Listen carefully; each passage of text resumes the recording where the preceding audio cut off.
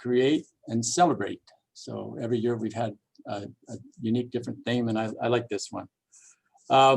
We had planned to do this summit like our previous three and Manufacturing Day back in October, but as you all know, COVID had another idea in mind for us. So we got together as a board and decided we would go ahead and do a virtual summit.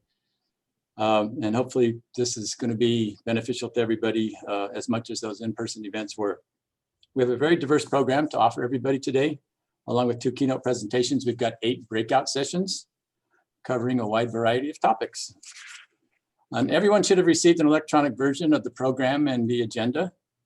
We're going to start the morning off with the keynote address. And after that, you'll be able to join the breakout session of your choice at 11 o'clock. And then again at 1 o'clock, simply by clicking on the blue Zoom button on your agenda or your program. Our board members will be moderating each of the breakout sessions. So hopefully that will help. And we'll close the day out at 2:30 p.m. with the second keynote and a wrap up around 3 o'clock. So before we get started, I want to recognize and thank our sponsors. And I'm going to put them up on the screen, I hope. Here we go. I want to thank Saputo, number one, who was one of our presenting sponsors. Saputo actually has 8 or 10 people registered today for our summit. And so they've been behind us 100% since we've got going. And I want to thank Carmen for stepping up as a sponsor. Electric Motor Shop and Supply, thank you, Rodney Wilson, for all you do for the SVIC and for sponsoring as a presenting sponsor. Our supporting sponsors, BMI, Brought Mechanical Incorporated. Thank you, Dax, one of our board members. The City of Visalia. Thank you, Devin Jones, for stepping up as a supporting sponsor with the city. And California Dairies Incorporated, as always, Lowell's there for us, helping us do what we do and keeping us in line a lot of the time. And lastly, our partner sponsor is the Central Regional Consortium, Motherlode. I want to thank Gary Potter for stepping up as a partner sponsor. So let's talk a little bit about, for those who haven't heard of SVIC or haven't been around enough to know what we're about. I just want to take a minute and remind everybody about our mission and vision. Our vision is vibrant partnerships, vibrant industries, vibrant communities. Our mission, the South Valley Industrial Collaborative, is a next-gen sector partnership. We're striving for community excellence. Our purpose is to provide a platform for industry-led, industry-driven, and community-supported partnerships that strengthen economies in the South San Joaquin Valley. At our formal launch meeting a year ago, this past September, actually it's been over a year since we launched, we identified the priorities for our organization, and we've been working on those since that day. Our first priority was talent acquisition, development, and retention in the South Valley. It was something that was on everybody's mind that was at that meeting, highest priority. With the assistance of Devin Jones and the City of Visalia, we were able to qualify for a grant from the James Irvine Foundation to do a feasibility study on establishing a regional training center to help enhance the skills of our workforce to meet the future demands of industry, especially with all the advancement lately in technology, automation, and robotics, to name a few. The James Irvine Foundation is interested in promoting better careers and higher paying jobs to the people in our region. And we shared the same vision. To help us with this feasibility study, we hired a consultant, Aditi Goel, the founder and executive director of Peace 16 Partners.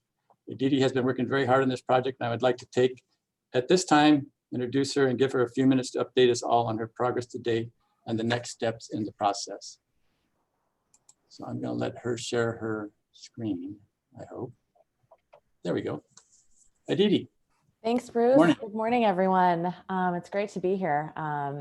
And I'm excited to share some updates about where we're at in our feasibility study. So phase 1 of this study will be to do a regional stakeholder outreach. And so reaching out to all critical stakeholders is one of the primary ways I'll be working to assess the feasibility and assess engagement and interest and viability of bringing a training center to the region. And so from May to November, I have been reaching out to stakeholders, including the SVIC board members, as well as stakeholders that the board recommended I reach out to through phone calls, since we're in COVID and everything is virtual these days. to better understand each person's professional background, to make sure that we have sectors of interest represented, and to get high-level reactions to the idea of a training center. And so I'll just sort of quickly go through a summary of the conversations I've had to date. Interviews are still being conducted, so this is just a status update and by no means completed.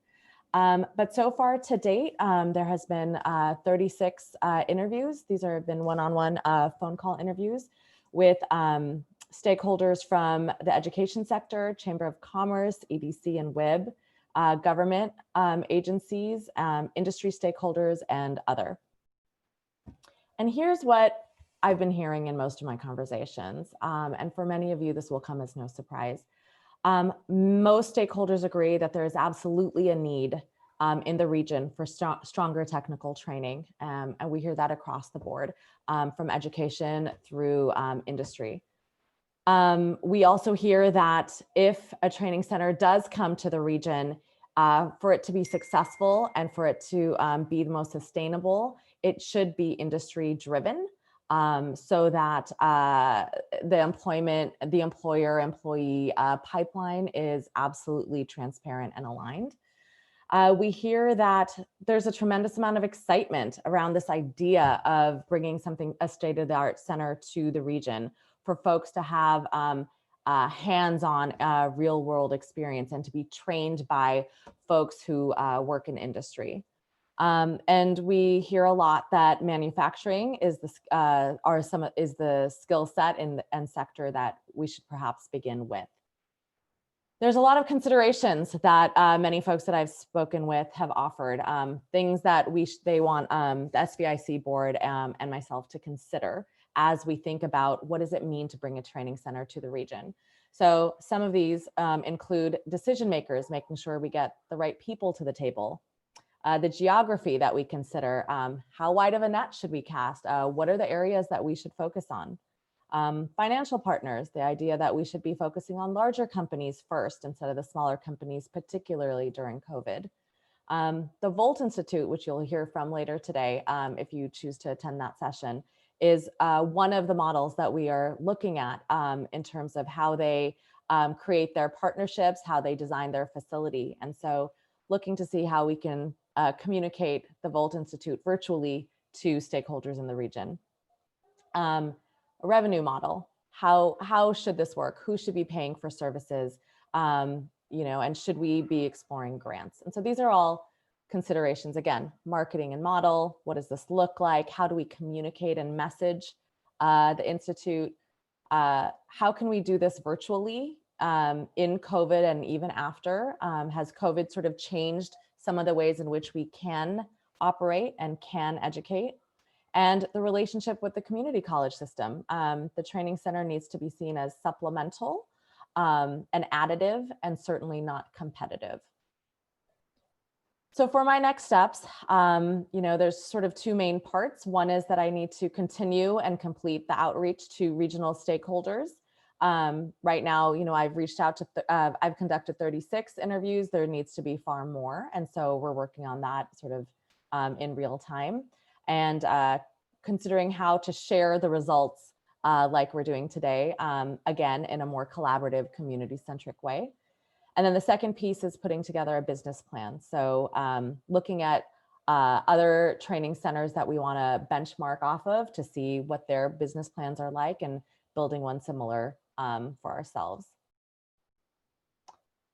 If you are interested in learning more, if you are interested in engaging, if you are interested in having your organization be represented in the stakeholder outreach, please feel free to contact me. I would love to sort of continue the conversation with you. And with that, I'll pause and give it back to Bruce. Thank you, Aditi. We appreciate everything that you've done so far for us and looking forward to continue going down this road and getting this thing off the ground. And you got the ball rolling. So thank you so much. We do appreciate it. So next, I'm going to introduce Rodney Wilson, one of our presenting sponsors, and he's going to do us the favor this morning of telling us a little bit about Electric Motor Shop, and then he's going to introduce our morning keynote speaker. Rodney. unmute. Let's unmute Rodney.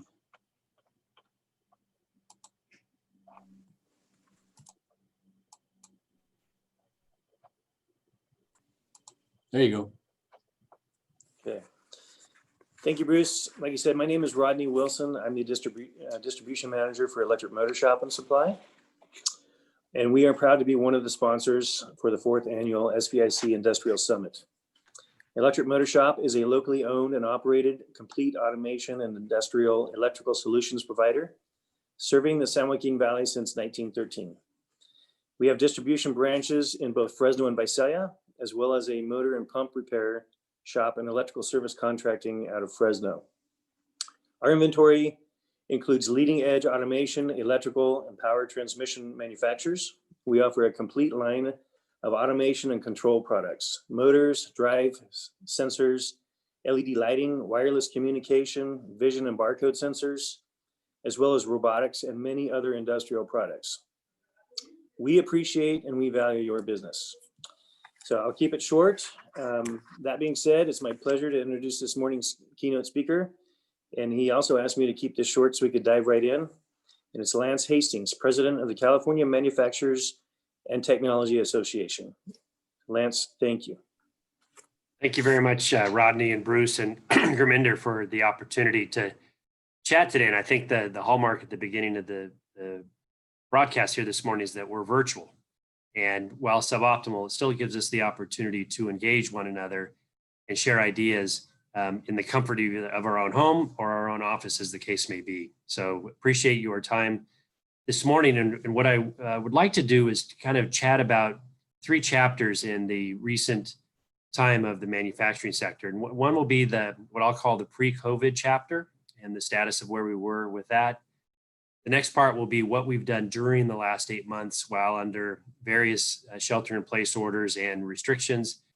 And then what it might look like post-COVID, although that's going to be the trickiest because we don't even have a end in sight for that particular time frame. But the impacts on the manufacturing sector, I think, will be long-term and really tied to how we come through the particular crisis. So let's go back to the beginning.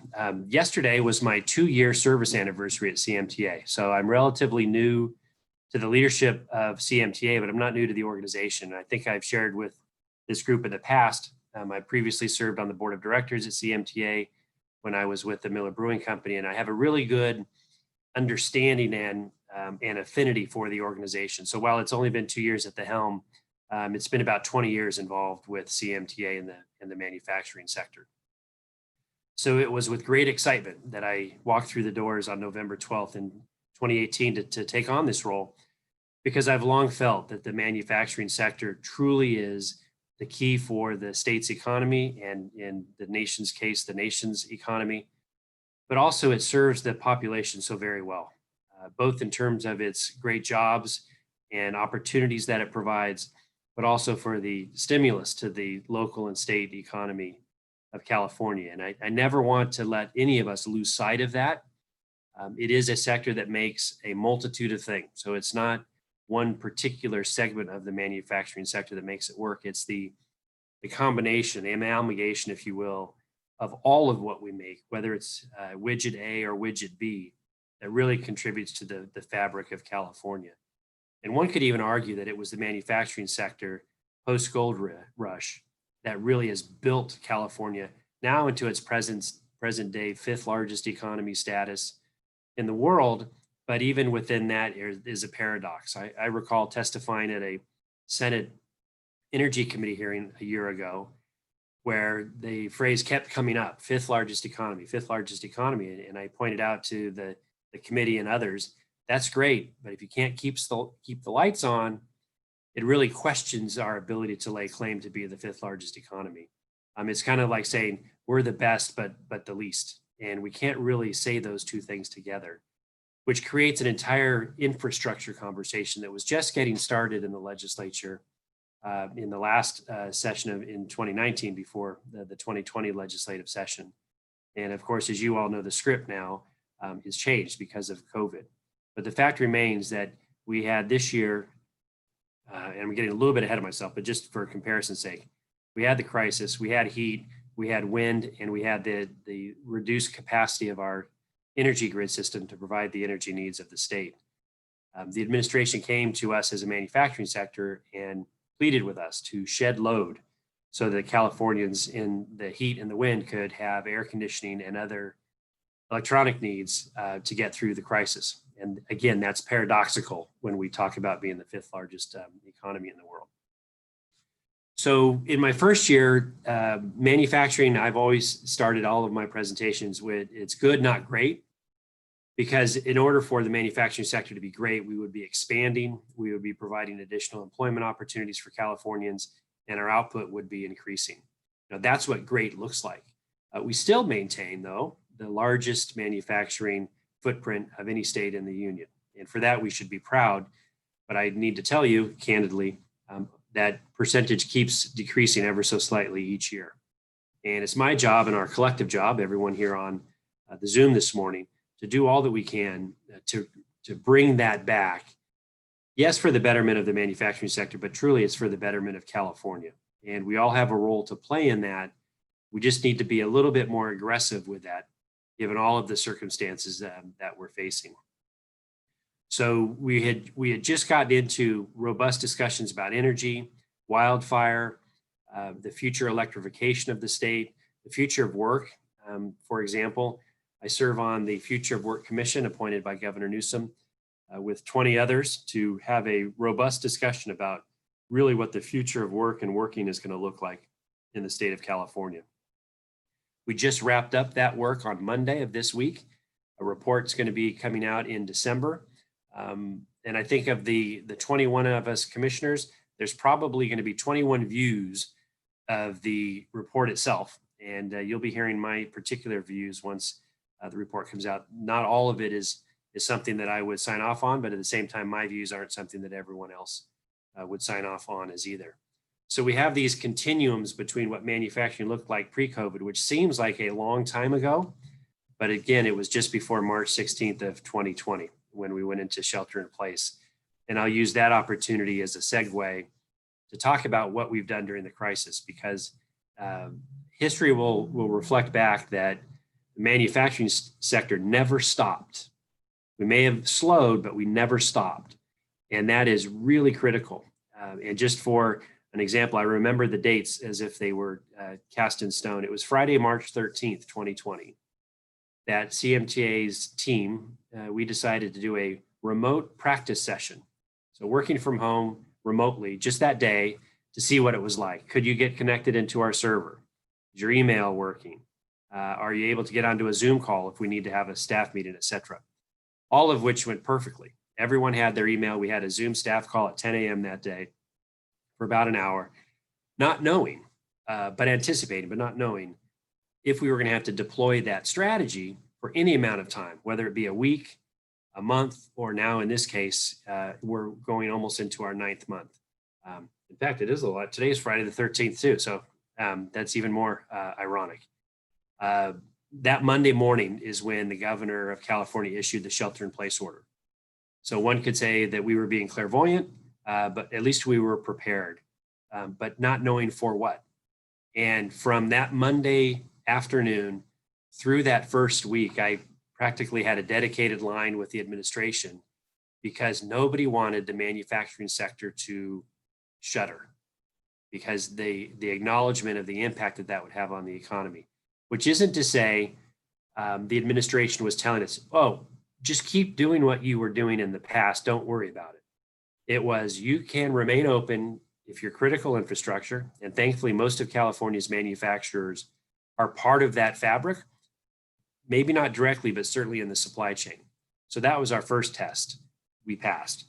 The second test was instituting, now it's called social distancing, but there was a different phrase early on, within our manufacturing processes. That was critical. We had to be able to demonstrate that we could alter our processes to be as least impactful in the conveyance of COVID-19, knowing full well at that time we didn't know really how the disease was transmitted. And the other part was increased sanitation and hygiene at manufacturing facilities, all of which were readily adapted and adopted by manufacturers in California. So I was able to share that narrative with the administration that we are doing X, Y, Z, and Z squared in order to keep this going. And I had very senior members of the administration tell me, you guys have got to keep working. Now that, of course, was a private conversation as opposed to a public one, but we had to find that sweet spot. And due to the critical infrastructure references that I mentioned earlier, and the cooperation I think that we had with the governor's office and the team at OES was fabulous. And for the most part, I'm not aware of any manufacturer except those, and here's where the kicker is, except those that served the hospitality industry, which itself is, we'll have to see if it actually comes out the way that we are used to, because I don't think that it will. The hospitality sector is going to look vastly different than it did pre-COVID. So for example, there was a baker down in Monterey County. All they did was bake goods for restaurants. That's what they did. And when that sector dried up for them, it really impacted their businesses. So during the crisis, we've pivoted to training. And this is an opportunity now for capital improvement and training, thankfully in partnership with the state government through the employment training panel. That's been very helpful to keep us going. And I'll keep circling back to this theme and this narrative that there is a definite acknowledgement that our sector is critical. And if there's no other thing that you can take away from this morning's conversation with me, it's just that we are critical to the well-being of the state of California. So the early days were very treacherous. We didn't know what to do, but we kept working. We had situations in some counties where the public health officer would get overly aggressive or turn it over to local law enforcement. And in Alameda County, one of the city chiefs of police was really adamant about putting constraints on certain manufacturing facilities that was beyond their purview. And we really were able to have quick engagement with both the state and local entities to really mitigate and moderate that impact. Because those, we may look back on them now, but those were crazy days. I think everyone was trying to adapt professionally, personally, with their family, schools and the like. So there were so many things wrapped up in those early days. But as it became more clear that we needed to have more personal protective equipment, in fact, that really puts the P in the thing for the Californians, not just those in the industrial sector. We started working very closely with the governor's office directly and the Office of Emergency Services and GoBiz to create a marketplace where industry sectors could go to get PPE for their workforce in order to adhere to those increased social distancing standards and hygiene standards at manufacturing facilities.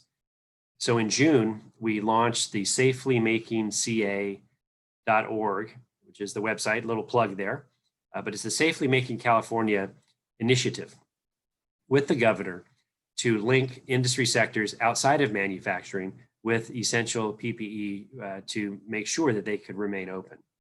And we have partners with the California Farm Bureau Federation, the Agricultural Council of California, Western Growers Association, the Restaurant Association, and the Grocers Association in California to provide that necessary step to fulfill the PPE needs. And it's just that, it's a marketplace. It's a website where makers of PPE can go to link up with consumers of PPE.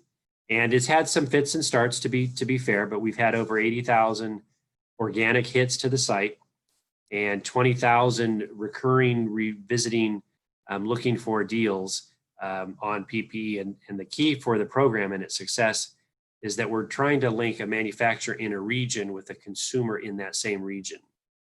Our whole theory was if we were making masks in San Diego and shipping them to Chico, we were missing the opportunity there.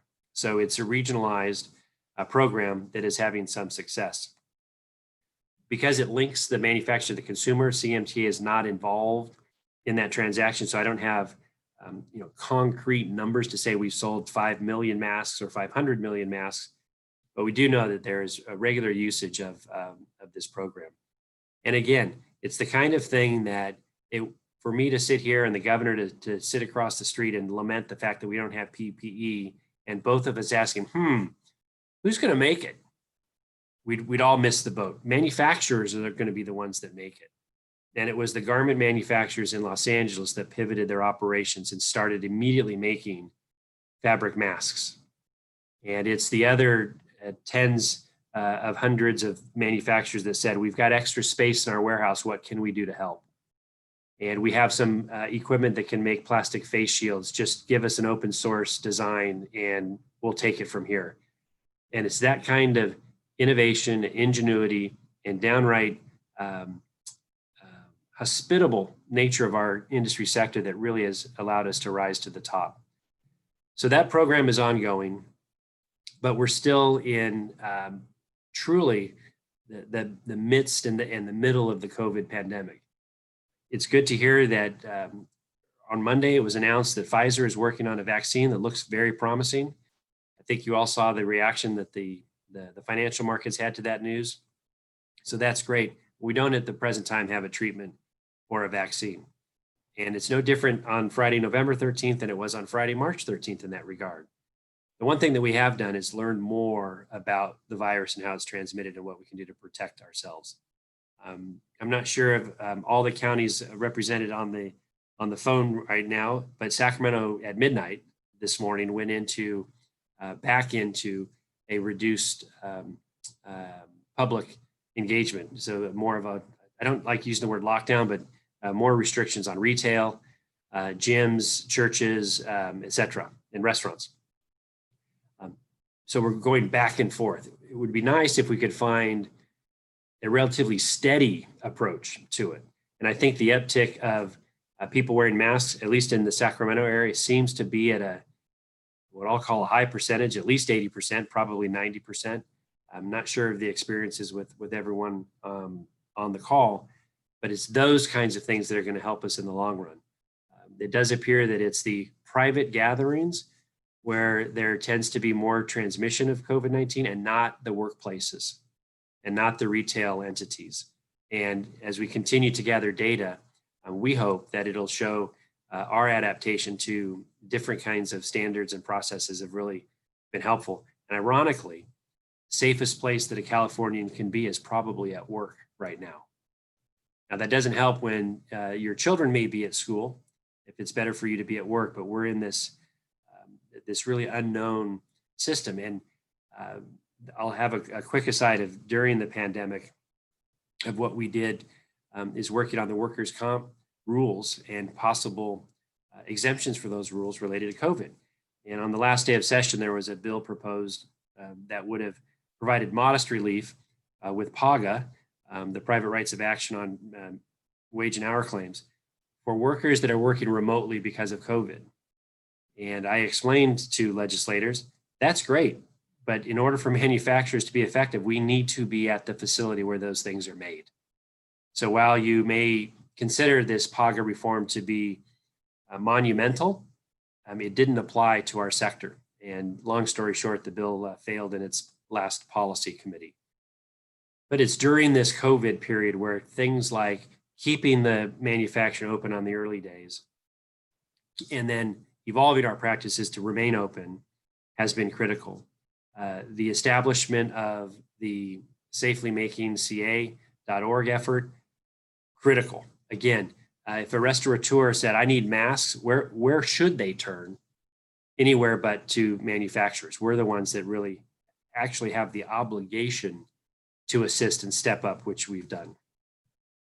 At the same time, we need to adhere to our policy interests. And there were several bills in the legislature that were advancing unrelated to COVID that would have had a tremendous impact on the industry. And I'm speaking of SB 54 and Assembly Bill 1080 that were related to recycling generally, but specifically to plastic recycling and single-use plastic recycling. In any year, those two bills taken together would be the most disruptive legislation to a manufacturing sector because of its supply chain before that gets to us, but as we send our products to either wholesale or retail, the impact there. We worked tirelessly over the 2 years of the legislative session to defeat the legislation, which we were able to do on both we defeated it on the Assembly floor, and the Senate floor had passed the bill, And I'll just share some little inside intrigue with you. They passed the bill on Friday, and the legislature was scheduled to adjourn on the Monday.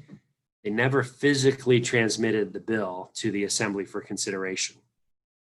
And that's really important because these two bills were complementary. They did exactly the same thing, and the senator sponsor and the assembly member sponsor agreed. Neither of these bills is going to go forward without the other.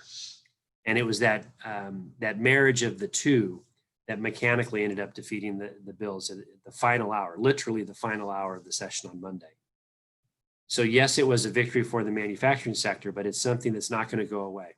And COVID or any other issue isn't going to magically change the view of several in the legislature to focus really on the matters that are most important, which I think is addressing the crisis and keeping the economy going as best we can. But that our ability at CMTA to engage in a remote legislative setting, and it's even more remote than what we're doing right now. We're having a blanket Zoom call. Anyone can fire up a chat right now or a question, but the way the legislative hearings were going, it might have been on Zoom and you might have been on the phone, but the ability to engage and share your positions and views and concerns was really limited. And it's a credit to our government relations team here that they were able to kind of break through that clutter and truly get the perspective of the manufacturing sector on all of our critical issues. And for our outcomes, we're very proud. We did quite well because of our ability to pivot and adapt. But isn't that really what manufacturing is all about? It's the innovation, it's the efficiency, it's the way to see a problem and get through to a solution. So that's a quick synopsis of what's transpired for the last 8 months. You know, what then does manufacturing look like in the future? It may end up being more efficient because we've been challenged now for the first time really on our internal processes, how we do things, who we can do things with, how large are our teams, how are they configured, and let's look for ways to continue the output, but with a new process. So it was kind of what I'll loosely say forced innovation, but our ability to adapt is really the hallmark of the manufacturing sector. Being confronted with an issue and then dealing with it. So I think as a manufacturing sector, we're probably in good shape, but with one caveat. Whether the course of society is really going to be whether the course of manufacturing. If people are still having to stay home due to shelter in place orders, either for themselves, their communities, or for their families, that's going to hinder our ability to keep making things. And in the early days of March, there were contemplations of having a critical infrastructure certified placard in one's automobile on the dashboard, if in fact you would be stopped by being out and about in your car to say, I'm on my way to work. You know, here's my critical infrastructure acknowledgement. And we were able to avoid having to go that route. But the longer that this crisis continues, the more that we may start to see those kinds of things again. And the numbers are spiking. And I'm no physician, but we are entering the cold and flu season. And that's when people are more inside, in closer environments, and when we've all been told that there is likely to be a major uptick in the COVID-19 crisis. I hope that's not the case. I hope all of our collective and individual adaptations to wearing masks and washing hands and not staying in public places too long has been helpful. But sadly, the numbers aren't reflecting that at the moment. We're at a peak. Some have called it pandemic fatigue, and I'm just done with it. But it's not done with us. I'm sure you've all have heard that phrase before. And the governor and Dr. Mark Galley spend 4 or 5 lunchtimes a week talking to the California public about the concerns. And yes, we've just went through an election. It's still kind of chaotic in that front, but we really can't let our guard down in this particular space because it will be a very, very rough and tumble winter if that's in fact the case. So I don't really know what it'll look like other than to say we'll keep making things. We'll keep doing it as efficiently as possible. We'll keep advocating for reliable and affordable energy for our sector, and that the supply chain is not interrupted. And one of the things that I should have mentioned about during the crisis that we've done at CMTA is form a memorandum of understanding with the Port of Los Angeles, so that if we identify a shortfall or a hiccup in the supply chain related to the shipping and trucking and rail of any item, we have a direct line of contact with the port so they could help ensure that the supply chain is in fact moving through, which we're all reliant upon, but there wasn't as much attention at the supply chain as early back in March and April. And we've been able to do that. So those are the kinds of things that I'm proud of for our sector and for our engagement, and really wanting to be part of the solution rather than standing by on the sidelines, because that's not really what we do. We get active and we get engaged, and that's how we work. So here's hoping that 2021 will see therapeutic treatment and or a vaccine, so that we can get much more confident in our approach to the COVID-19 crisis, and that there's not another, I hate to say even a COVID-20 that comes out later this year, or worse, a COVID-21, where every year we're having to adapt to a new pandemic. And this is one of the things that I think Americans and Californians struggle with the most. It's not a pandemic we can see. Earthquakes we can see and respond to, fires we can see and respond to, but this is the kind of thing that's out there, and it's very difficult for us to grapple with, because precisely we cannot see it. We can see the effects of it for sure, but we can't see it directly. So the manufacturing sector, I'm confident, will come out of this strong. It will be different, but we're in a mind that once we do get back, there will be an economic surge and an increase in demand for our products, that California will not only reaffirm its status as the #1 output state in the country, but in fact, we'll start growing that and have a very prosperous future for our sector, with particular emphasis. And I will conclude with this and perhaps open up to some questions and or commentary, that the Central Valley, from the northern tip of it to the southern tip of it, will be the critical geography for the state of California. I know it, the governor knows it, he talks about it a lot, and we just need to work together to make it happen. But the Central Valley is truly the key for the future of the economic sector, the manufacturing sector in California. And we need to work together to make sure we realize that opportunity that is before us all.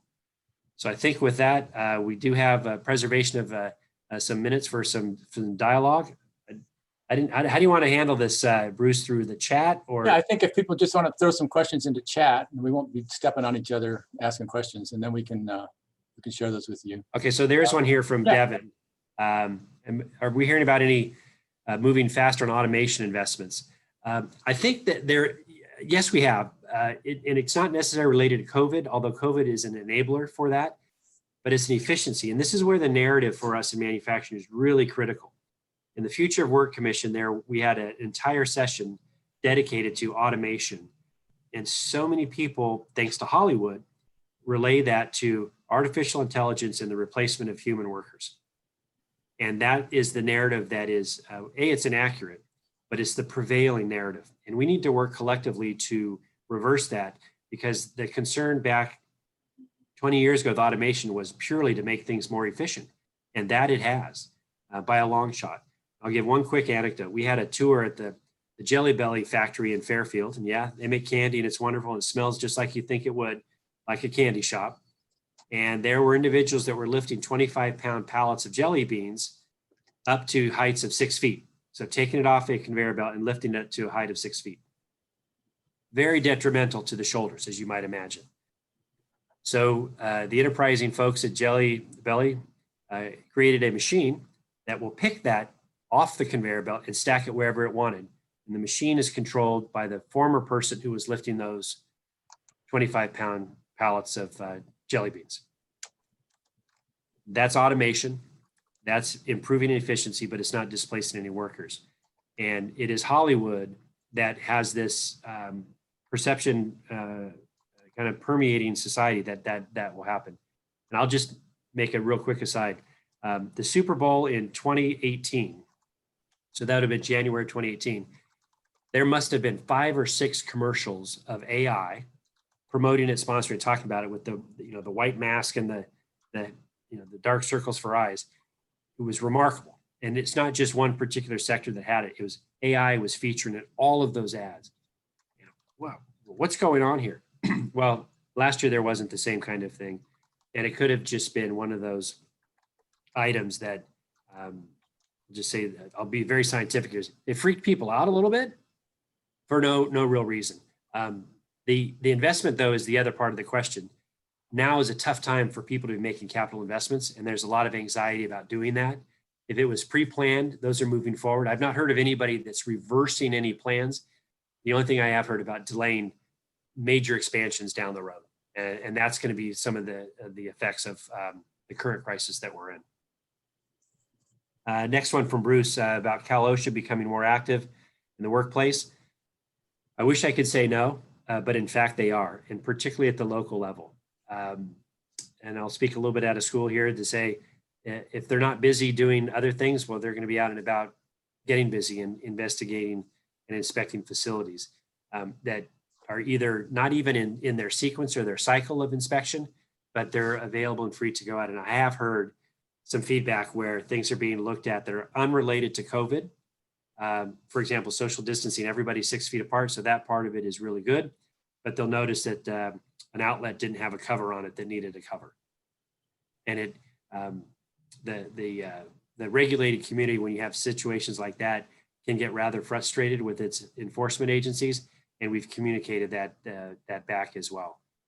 But OSHA, I don't want to say they're getting too aggressive, but they're pretty aggressive out there. Are there any other questions? You can raise your hand and maybe unmute your mic. Does everyone have their own control, Bruce? I think so. Okay. Well, one of the things about the first keynote is to get everyone on time and keep everyone on time. And I think we're a little bit ahead of schedule. But if there's any inquiring minds want to know, I'm happy to give it a shot and see where we can take it from here. But hey, I appreciate your time and attention. Manufacturing is so critical. That's one of the chief reasons why I came back to California and took on this role, because I'm deeply committed to supporting the manufacturing sector in any way, shape, or form, whether it's training at the front end, because we're going to have a wave of retirements forthcoming. If it's on the job training, to make sure that everyone's adding to their skill set. And my ultimate objective is, of course, to attract more manufacturing to the state of California, which, as you can imagine, based on my earlier comments about energy, is tough. If we can't guarantee that when the lights are turned on or the spigot for water is turned on and those items don't come out at a reasonable cost, it's going to be a tough sell to attract manufacturing here.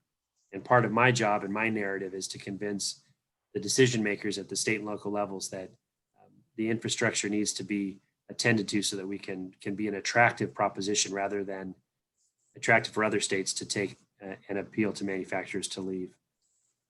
There's one more question from Teresa. I want to make sure we get that addressed if you can. Yeah, I see it. In fact, there's a couple here. This is great now. Everyone's getting warmed up. Lance, we've been having construction manufacturing take OSHA 10 certifications. Are there any things that at VUSD we could do to prepare our students in these times? That's a good question.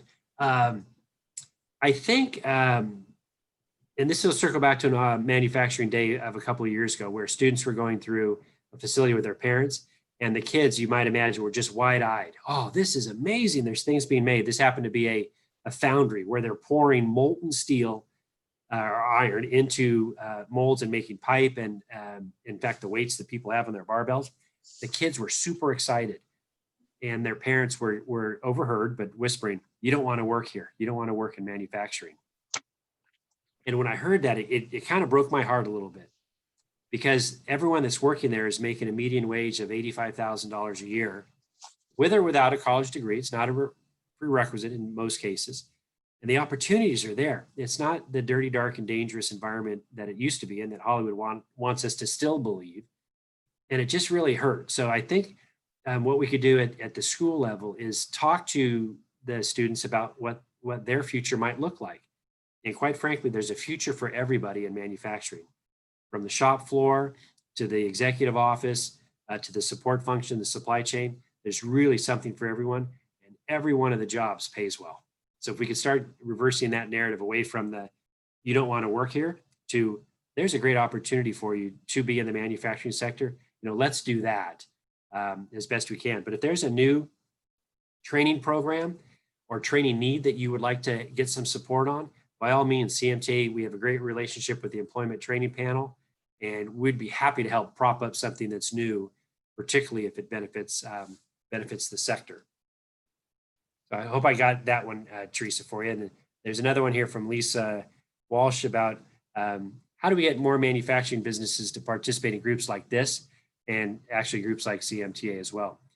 We just have to promote, advertise, and market ourselves for what we do and what we do well, and that is advocate on behalf of the manufacturing sector.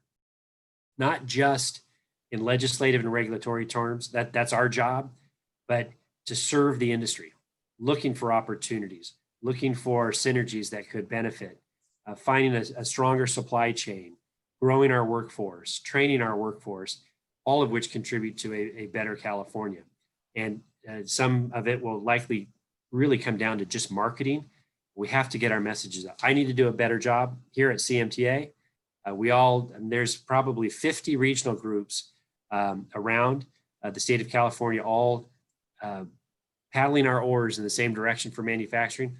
We're just missing that final piece of working more closely together, top to bottom. All of our relationships are good. We just have to work more together, I think, with a common purpose, and we'll be able to do quite well in the future. And that, again, is that post-COVID world that I'm talking about. There's an opportunity there for all of us. One more from Devin here is it just scooped down. Sorry about that. Is the funding that the state was going to make available to advanced regional manufacturing clusters still going to be available? I don't know. I have been told the ETP is lowering its multiple employer contract level yet again. So the 2021 contract is, I think, going to be around 600,000, down from 950 last year. So it's 900 last year, 750 this year, and 600 next year. So it's a concern. I think you're going to see with the defeat of Prop 15 and the lack of federal money forthcoming at the moment. I think that may change after January, depending upon how the presidential race is decided. I think we'll start to see some federal support to California, but there are some exceptionally big budget holes that need to be filled. So additional investment's going to be tough, but I'll tell you what, Devin, I'm going to make my best effort to make it happen. We're not going to relax our narrative because we're in a crisis. In fact, this is now the time to do exactly what you described with the manufacturing clusters and regional training centers, for that matter. Teresa, again, we're looking at a virtual interaction forklift certificate. Okay, now this is good. I think you're going to start to see, as the ETP training is on-the-job training, those opportunities aren't as numerous as they would be under normal circumstances.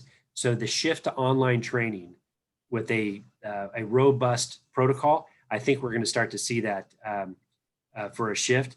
And would manufacturers see that a benefit? Absolutely. Absolutely.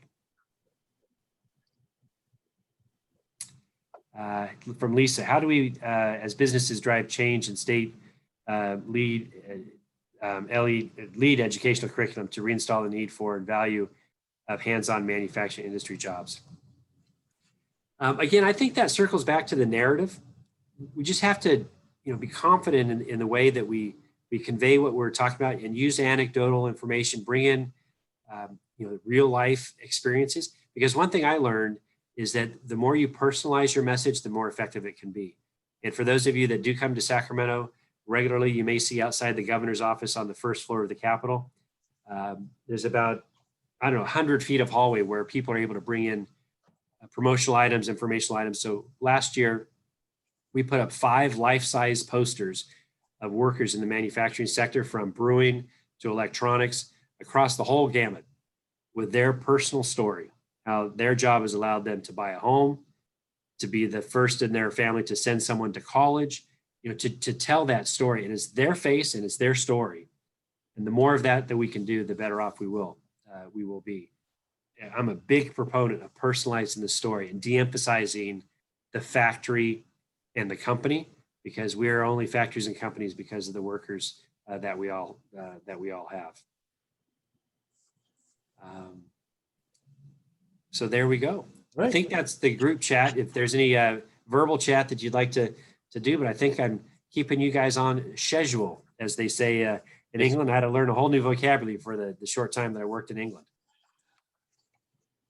So thank you all very much. All right. Thank you, Lance, for a very informative presentation. We appreciate your perspective as always, and always enjoy hearing from you. So this is the second time Thank I've you. been I with us. always look forward to November's for the South Valley. I always appreciate the invitation. Thanks. All right. Now, for everybody else, we're going to leave this Zoom session and go to our first breakouts, which start at 11 o'clock. And you can just go to the agenda program and click on the blue Join Zoom Session button. And then we're going to have a lunch break and then come back to our next breakout sessions at 1 o'clock.